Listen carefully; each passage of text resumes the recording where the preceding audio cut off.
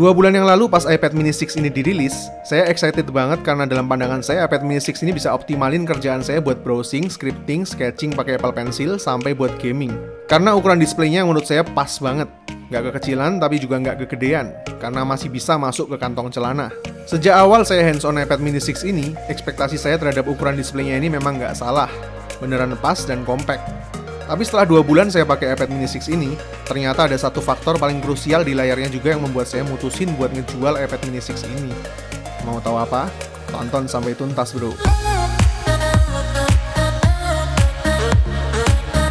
Selama ini saya banyak pakai iPhone 11 Pro Max saya buat kerja, khususnya writing dan cari referensi. Dan saya ini orangnya simple banget. Paling males kalau kemana-mana sampai bawa 2-3 gadget. Ribet. Makanya pas iPad mini 6 ini dirilis, saya pikir size layar ini bakal mantep banget kalau buat nunjang kerjaan saya. Karena fitur multi window di iPad OS-nya ini, dimana kalau pakai iPhone kan terpaksa harus swap gonta ganti app dari browser ke dock. Ditambah lagi size yang compact dan bisa mobile banget tanpa repot bawa tablet gede atau laptop, yang saya pikir bakal bisa ngegantiin iPhone 11 Pro Max saya kalau buat urusan kerjaan. Tapi kenyataannya sejak 2 bulan lalu pas saya pertama kali unboxing iPad mini 6 ini, jujur saya nggak pernah srek sama kualitas displaynya, yang menurut saya punya kualitas lumayan jauh di bawah layar iPhone, khususnya brightness yang cuma 500 nits aja. Selain itu buat sebuah tablet yang punya layar lumayan gede, lama-kelamaan refresh rate yang masih 60Hz ini terasa mengganggu juga. Padahal saya masih pakai iPhone 11 Pro Max yang punya layar identik. Tapi refresh rate 60Hz itu di layar iPhone yang kecil dan iOS yang smooth emang nggak terlalu berasa. Tapi di layar 8 inch ke atas kalau dipakai lama berasa kurang nyaman dan kurang terang displaynya. Dan responsif layarnya juga terasa kurang kalau dipakai buat Apple Pencil. Lebih cocok buat sketching simple aja. Terasa banget bedanya kalau dibandingin sama sampling rate yang ada di iPad Pro.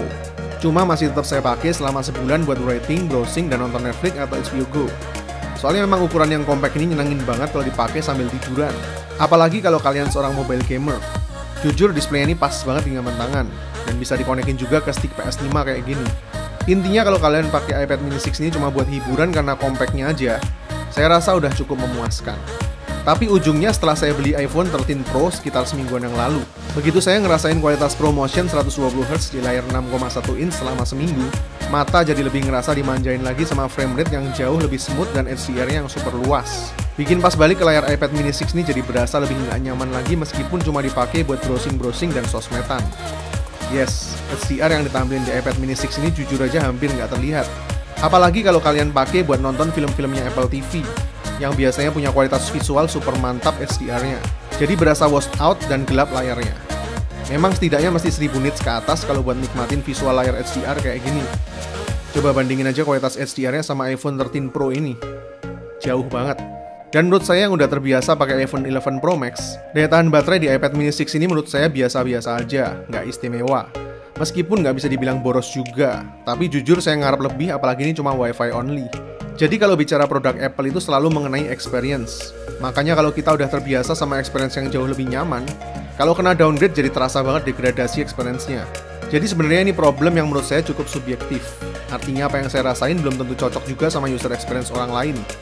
Tapi saya cukup yakin, kalau kamu udah terbiasa pakai iPhone 12, iPhone 13, apalagi iPad Pro yang udah pakai layar mini LED 120Hz, kamu bakal ngerasain banget downgrade di layar iPad mini 6 ini. Yang kalau dipakai lama memang kurang nyaman. Tapi buat kalian yang memang nggak terlalu Apple addict dan baru mutusin pakai iPad mini 6 ini, ya menurut saya nggak bakalan terlalu berasa. Intinya menurut saya iPad mini 6 ini lebih nyaman dan cocok kalau buat gaming portable dan buat hiburan, buat nonton YouTube atau Netflix aja dibanding buat produktivitas. Soalnya dengan harga versi iBox yang nyentuh di angka 9 jutaan, kalau kamu pengen pakai iPad buat sarana produktivitas, kok rasanya masih mending ambil aja sekalian iPad Pro M1 11 inch. Yang harga garansi internya sekarang udah nyampe di kepala 11 jutaan. Beda cuma 2 jutaan aja kalau dibanding iPad mini 6 harga resmi iBox. Toh kalau cuma Wi-Fi only nggak bakal ada masalah IMEI di kemudian hari.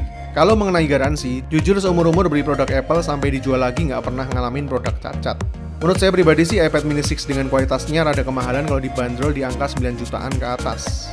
Saran saya kalau kamu tetap ngebet beli iPad mini 6 ini karena memang nyari compactnya, mendingan ambil yang garansi internya aja kan, kalau bisa nyari yang di harga 7,5 jutaan.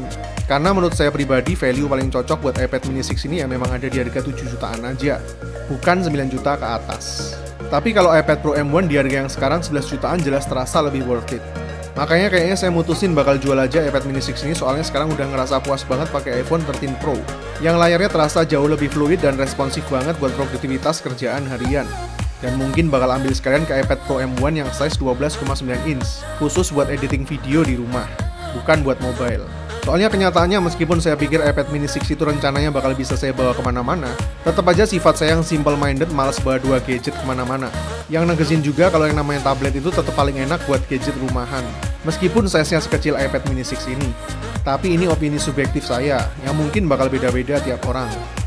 Kecuali nanti kalau Apple merilis iPad mini 6 versi Pro yang udah pakai layar mini LED, minimal 1000 nits dengan ProMotion 120Hz-nya, saya rasa saya bakal mau balik lagi ke iPad mini series soalnya emang secara size-nya saya udah cocok banget. Ditambah lagi kombinasi Apple Pencil yang udah mantap. Oke, jadi ini pertimbangan saya ngejual iPad mini 6 saya ini setelah 2 bulan pakai.